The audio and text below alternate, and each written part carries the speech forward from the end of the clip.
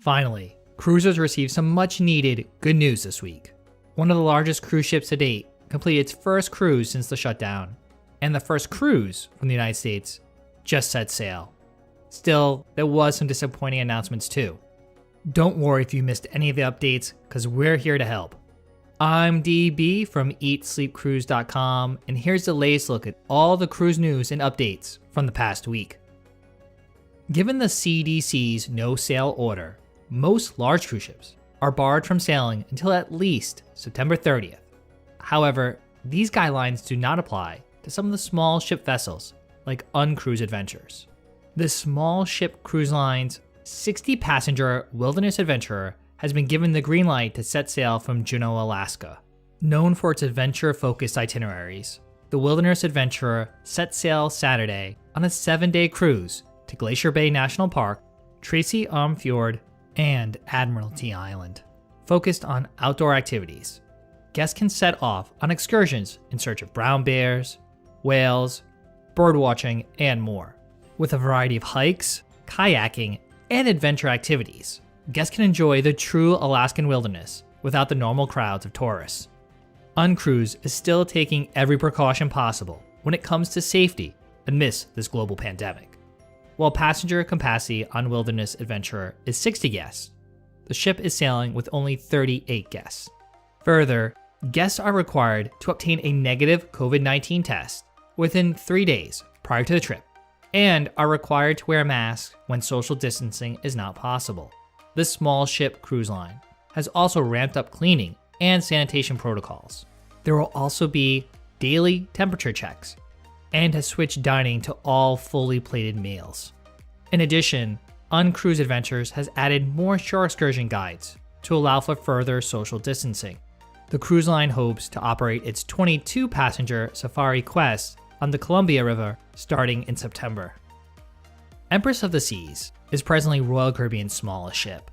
The ship originally launched back in 1990 and remained part of the fleet until 2008. Then it was shifted to Pullmantur, the now defunct Spanish cruise line that is partly owned by Royal Caribbean. The 48,500 gross ton ship returned to Royal's fleet in 2016. For a short time, the ship offered cruises to Cuba before the federal government banned sailings last June. Now, according to the ship's current course, it appears that it may be headed to the scrapyard. The ship appears to be sailing towards Malta. This is where the other Pullmantur ships, including Monarch and Sovereign, first stop to unload heavy equipment before heading to Turkey to be scrapped.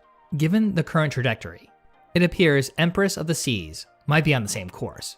Given the ship is close to 30 years old and was mainly brought back for the now prohibited Cuba cruises, it's very likely the ship could be removed from the fleet.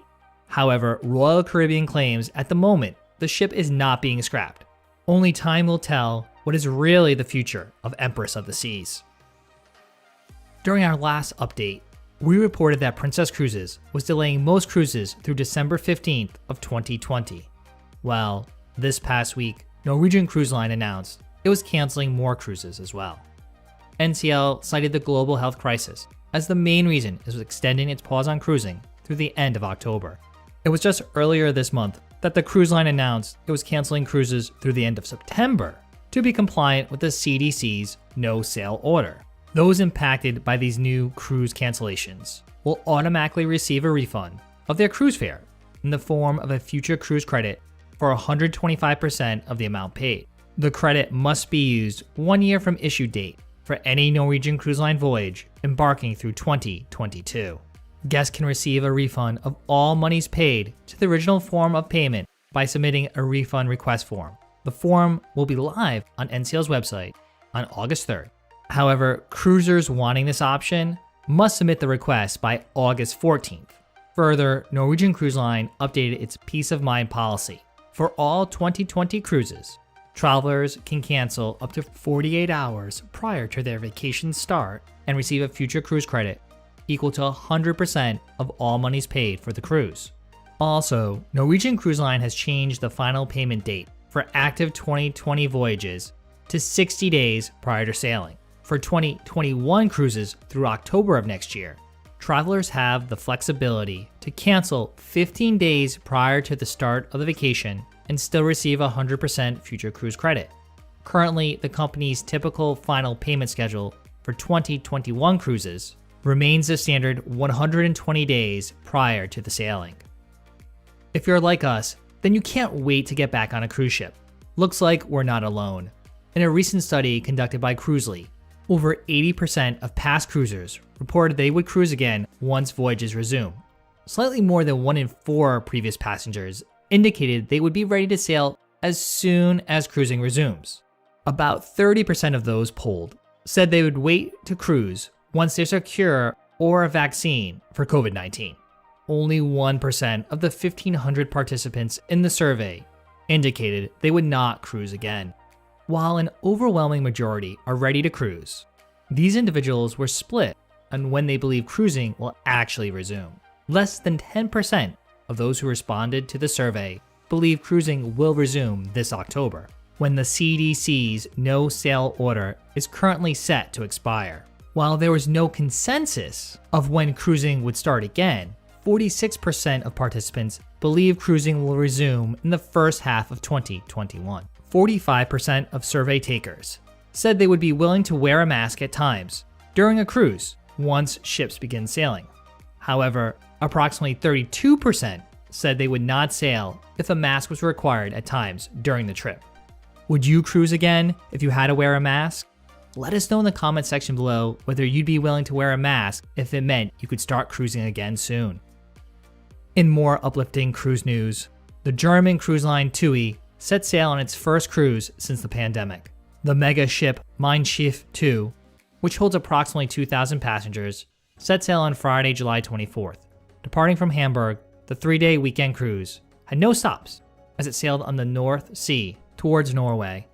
There were several safety precautions in place during this trip due to ongoing COVID-19 concerns. The ship was limited to 60% capacity and only rooms that were balcony class or above were occupied. Passengers were required to social distance or to wear a mask when they could not be at least 5 feet away from other passengers or crew. There was also no self-service at the buffet and QR codes for digital menus in sit-down restaurants. Before even boarding the vessel, all travelers had to complete an extensive health questionnaire and have their temperatures checked. These procedures are very similar to the ones we had to complete for our Freedom of the Seas Southern Caribbean cruise this past March. Next week, German cruise line ADA, which is owned by Carnival Corporation, plans to also set sail. The ADA Perla will set sail from Hamburg on August 5th. 2 more ADA ships have plans to begin sailing later in August in a phased resumption of cruising. These are great signs that cruising can resume with the proper health and safety protocols in place. In other cruise news, Holland America Line announced that its new ship, previously named Rheindamm, will be slightly delayed in delivery until July 30th, 2021, due to the ongoing global health crisis. This third Pinnacle-class ship was originally scheduled to be delivered in May 2021.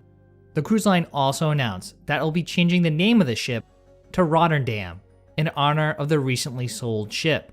This new ship will be the 7th vessel to bear the Rotterdam name. The very first ship in the fleet was the original Rotterdam, which sailed its maiden voyage from the Netherlands to New York on October 15, 1872. When the new ship is delivered, it will spend the summer exploring Northern Europe and the Baltics on round-trip cruises from Amsterdam. And there you have it. That's all the cruise news and updates from the past week. But of course, we'd love to hear from you. Let us know in the comment section below if we missed any major news announcements. I'm DB from EatSleepCruise.com, and if you enjoyed this video, you know what to do. Make sure to give it a big thumbs up. If you're new to the channel, or you've been lurking around for a while and haven't done so, what are you waiting for? Make sure to subscribe down below and to click the notification icon. That way you get updated each week when we put out brand new cruise and travel videos. You can also say hi to us all over